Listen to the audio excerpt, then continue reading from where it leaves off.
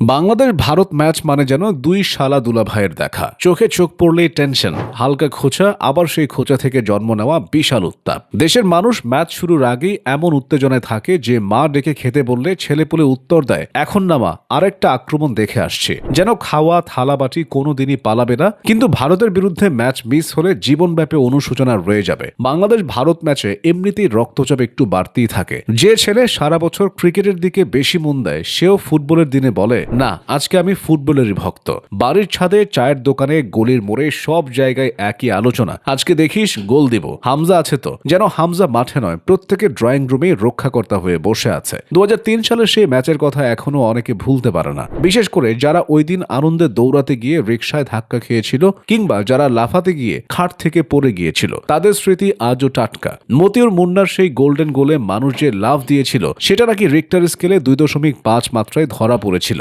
এমন গল্প চালু আছে এখনো। কিন্তু এর পরের 22টা বছর যেন ভারতকে হারানোর আশা শুকিয়ে গিয়েছিল। দেশের অবস্থা ছিল যেন বিয়ে বাড়িতে গিয়ে ভাত পেলেও মাংস শেষ। হতাশা, কষ্ট, ব্যথা সব একসাথে জমা হয়েছিল। মানুষ ভারতের ম্যাচ দেখতেও ভয় পেত। টিভির সামনে বসলে মনে হতো আবার হারলে পাশের বাসার ভারতপ্রেমী কাকু মুখ বাঁকাবে। ম্যাচ শুরুর পরের মাঠেই যেন কালারফুল ড্রামা। ইংল্যান্ডে জন্ম নেওয়া লেস্টার সিটির FA কাপ জয়ী হামজা চৌধুরীর এন্ট্রি ছিল পুরোপুরি সিনেমার নায়কের মতো।